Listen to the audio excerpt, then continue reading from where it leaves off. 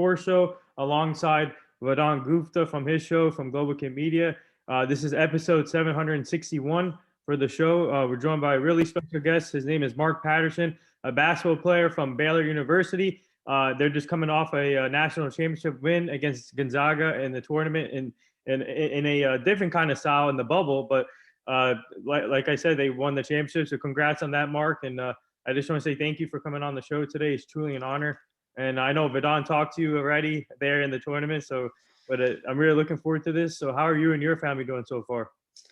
I appreciate you reaching out. I'm happy to join the show, and I've been doing well. I think since I've gotten back from the championship, I kind of put off school and homework a little bit during that time, so I've just been trying to catch up on all that. So doing well. That's good. Yeah, I'll go ahead and start it off. I mean, I want to know, I want to go back to when you were a little kid.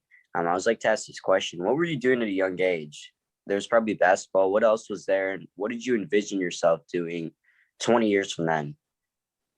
Yeah, that's a good question. 20 years ago, or, however, when I was a little kid, I loved the sport of basketball, like more than anything. I have an identical twin, and the two of us would just like we played basketball all the time, and our dad was our basketball coach, and he kind of put this dream and this goal in our head to play college basketball, and just to get a scholarship to play D1. And so that's kind of how I envisioned myself. That's kind of like the dream my dad put in me and my twin's head. And so when I was a kid, me and my twin, we would just play basketball all the time, and that's kind of what we wanted to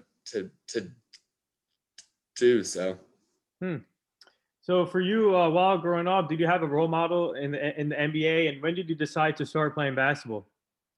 Role model was Steve Nash. I'm not exactly sure when that happened, but he was someone that I love to watch. He, I always loved the way he played the game. He was unselfish. He could score, he could pass, he could kind of do it all. He was the leader of his team. Mm-hmm. And that's kind of what I wanted to be. And I started playing basketball when I was 3 years old. Oh, wow. So I started, pretty young. And I think, I mentioned my dad was my coach. So, he probably put a basketball in my hands when I was 3. I'm not sure if if it was me who was I want to play basketball. It was probably him that, started that. So. Man, I want to go back to you saying your goal was to be playing college basketball. When that happened, when you got that opportunity to go to Baylor, when you got that opportunity to finally step on the court at the collegiate level, what was that feeling like for you? Yeah, it felt great. To give you some more background about me, so I actually, coming out of high school, I got a scholarship to play Division II basketball. So I played D2 ball, but it just kind of didn't live up to my expectations. And it just it was a great team, great coach. It just wasn't the best fit for me. So transferred to Baylor, was just a student for 2 years, but, was trying to walk on that whole time. And so to actually, get a spot on the team, to, get in on the court. It was special for me. That was, playing D1 ball was always my dream. So, since I was 3 years old, so I'm 24 right now. So that was 21 years, of work, for this year. So it was for sure special. And, my whole family, my dad and my twin were there to support me the whole time. So. So this is a 2-part question. So what were some of the things that went wrong from your previous college, and how grateful are you that Baylor gave you the opportunity to get to officially start your college career? Yeah, it's tough to say what went wrong exactly. I think somewhere along the way I lost confidence in myself and just it's hard to say what exactly went wrong. It just wasn't a good fit for me. Like I said, like I had good friends on the team. The coach was a good coach. Like we had a successful, uh, career. I like when we were there, it just wasn't a good fit. And so, uh, just like to transfer to Baylor, like I was away from basketball from 2 years in terms of just like playing like on a team. But I went up to the rec center all the time and just kind of like developed my game. And like I was playing the best basketball I'd ever played just because I would go up and I didn't have to worry about impressing a coach. I was just like playing basketball for fun. And so uh, just to get another chance to play it, especially playing at D1. Right. It was just special, and I think God's got a way of just like He's got a plan, and that's kind of what He had planned the whole time. For me just to step away, fall in love with like just love playing the game, and then come back and like achieve like the dreams that I had since I was a kid. So. And you've obviously played a lot of college ball between D2 and D1 now. How would you describe this last season, constantly in quarantine, I guess, if you will, constantly away from people, no fans, at points not getting to see your family for a while?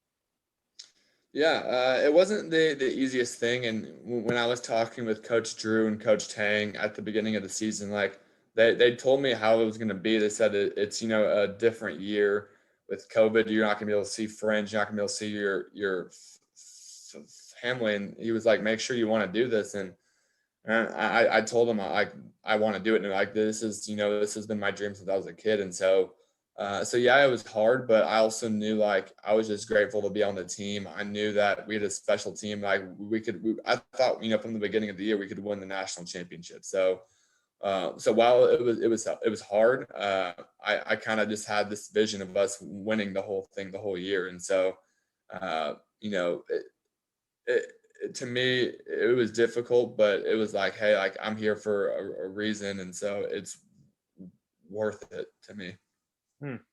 So what's it like playing underneath Coach Scott Drew and having players around you, talented players around you like Jared Butler, Mark Vitale, Davion Mitchell, and you got Jackson Moffitt, and you keep going down the list, Matthew Mayer. What's it like just being around those players and underneath Coach Scott Drew? Yeah, I mean, just to start, like Coach Drew, I mean, he's such a good coach. He's really good at getting the team to buy into like the team system, and not worried about yourself. Like we've got obviously a ton of really talented guys on the team that committed to putting the team first rather than themselves. And I think like that's no accident. I think that's Coach Drew. I think he did a great job of getting the team to buy into that.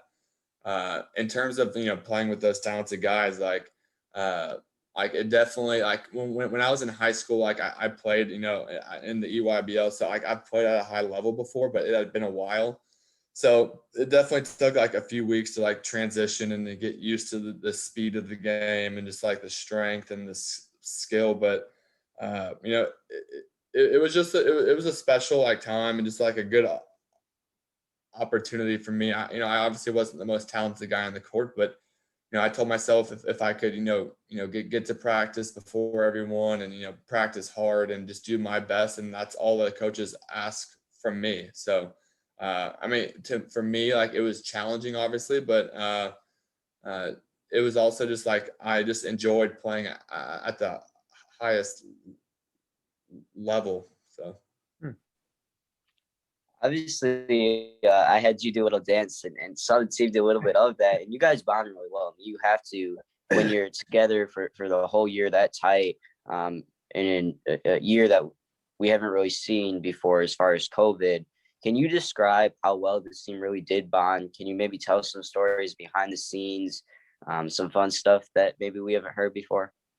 Yeah, I mean, so I live with Jared, Jackson, and Matt, and me particularly, I bonded with them pretty well. And one of the stories that really makes me laugh. So my parents have a lake house about 2.5 hours away, and so I brought my house out there, and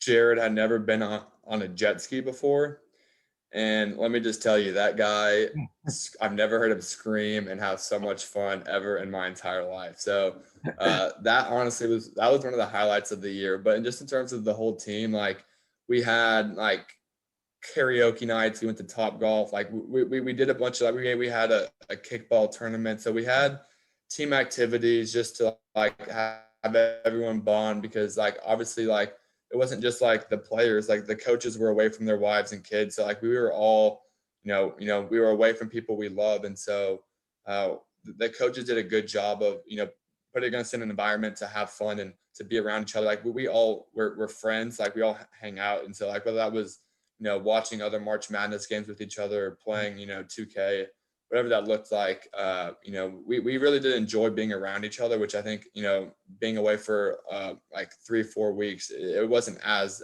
bad. Yeah. So take me back to this year's March Madness experience, obviously in a different circumstance than the bubble. So obviously, what did it take for you guys as a team to win this whole thing? Obviously, everybody picked Gonzaga, and you never know about the tournament. Anything can happen with upsets. But for you guys, what was the mindset going into this tournament that Scott Drew put in your team, and how fun was it though, just experiencing this different style? Yeah, I mean, in terms of like what Coach Drew did just to like prepare us, we lost to Oklahoma State in the Big 12 tournament, which may not have been the worst thing. The week that led up to the to March Madness, we had probably like the hardest week of practice we'd had, and I think we did that because when we had the 3-week pause because of COVID, like we haven't had a tough defensive like practice in a long time. And so I think Coach Drew did a good job. Like he worked us out hard. And I think that, I think us losing to Oklahoma State made us realize, hey, like we've got to fix some things. So him and the coaches, they pointed out a couple areas that we really needed to improve on if we wanted to win the championship.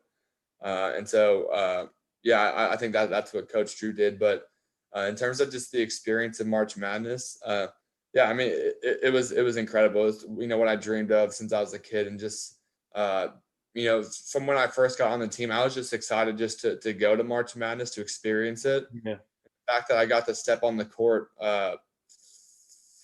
4 of the 6 games and score in 2 of them, those are memories I'll never forget. And like my the score against Houston that I had, there was a video of I've got 2 brothers and a sister, and they were like jumping up and going crazy. So for my family to be there to support me, and like my team, like the picture of after I made that shot, like the team was so happy for me. And so just to have like, we just have such a good team environment that we're all like happy for each other whenever we score and do well. So probably one of like the coolest, if not the coolest experience like I've had in my life. So. And you were put on scholarship the night before that Houston game.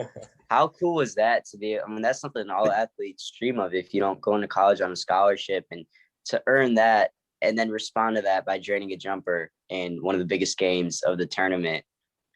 Can you describe what was going through your mind the day before and the day after? Probably that whole week. Yeah, just the whole week just reminded me that, God's good and he's got a plan. Like this whole year, from where my expectations were, which were already really high, I was, super excited to be on the team. Like how the year actually turned out far exceeded my expectations. I would have never dreamed of, getting a scholarship. And so I think like if you watch the video the team posted, like I didn't really react initially. I think I was just like in shock. I was like, is this happening? Like, are they playing a joke on me? And so just like, I was just super appreciative that the coaches felt the need to give me a scholarship. And so like after the fact, I called my parents, it was just an emotional time, just a lot of work that was put into it. Thanks God for the whole opportunity, the whole week of, my phone was blowing up. I had a bunch of people just congratulating me. And so it just reminded me, I'm, so blessed to be in that situation. And there were so many, like friends and family and teammates and coaches that helped me get to that spot. So I was just like appreciative, and I tried to thank as many people as I could that helped me out.